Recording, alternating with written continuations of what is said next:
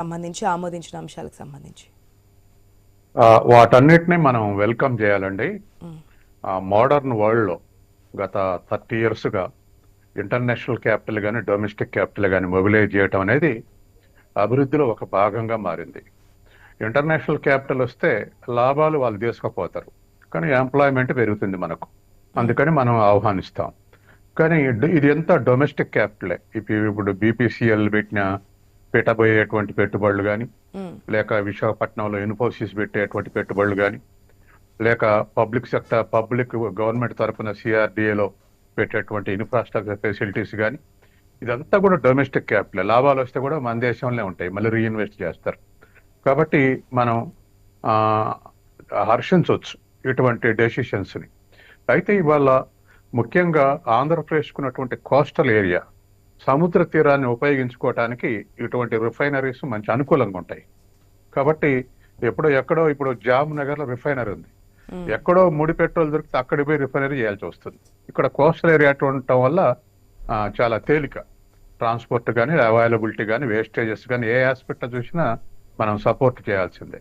కాకపోతే 6,000 ఎకరాలు ఎక్కడ దొరుకుతుంది ఏమిటి అనేటువంటి విషయాలకు వచ్చినప్పుడు రైతుల భూములు కాకుండా ఈ అనేకమైనటువంటి కోస్టల్ రీజియన్లో అనేటువంటి భూముల రకాలు ఉన్నాయి. కాబట్టి వాటిని సేకరించి ఇన్వెస్ట్ చేస్తే ఆంధ్రప్రదేశ్కు అభివృద్ధికి పయనిస్తుంది. తర్వాత రెండోది, క్యాపిటల్ కూడా ఫ్రెండ్లీ గవర్నమెంట్ ఉందని భావిస్తేనే వస్తారు.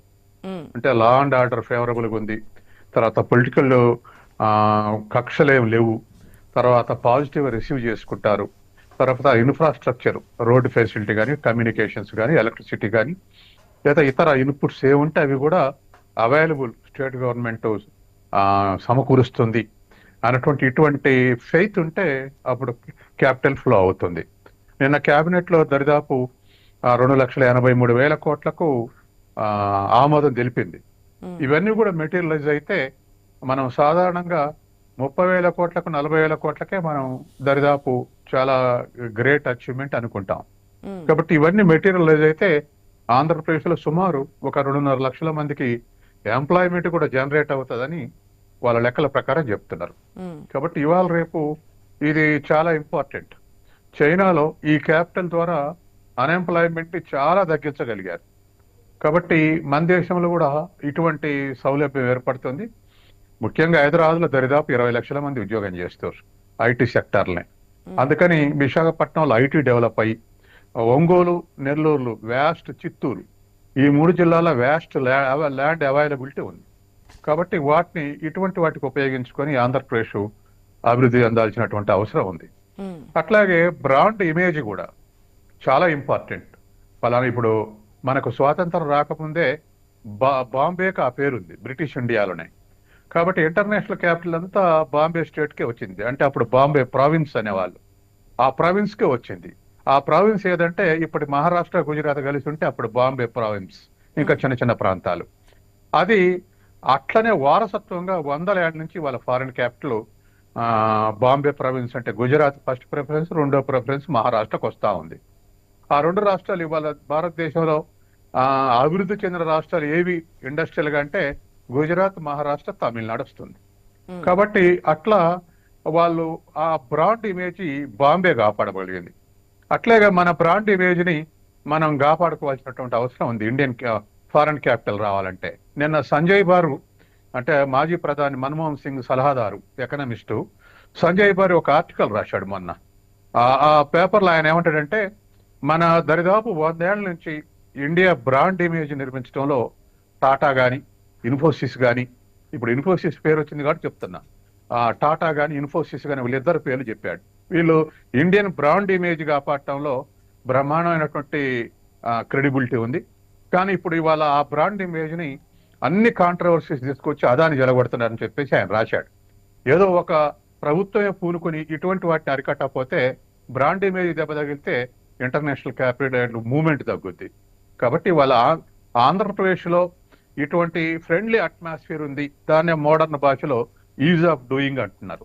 కాబట్టి ఫ్రెండ్లీ అట్మాస్ఫియర్ క్రియేట్ చేస్తే క్యాపిటల్ ఫ్లో అవకాశం ఉంది. నిన్న క్యాబినెట్ మీటింగ్ తర్వాత మీడియాతో మాట్లాడుతున్నప్పుడు మంత్రి కొలుసు పార్థసారథి కొన్ని కామెంట్స్ చేశారు. గతంలో పరిశ్రమలు ఏ విధంగా వచ్చాయి, సగంలోంచి ఏ విధంగా వెళ్ళిపోయాయి, ఏ విధంగా ఉందో అందరికీ తెలుసు అని చెప్పి.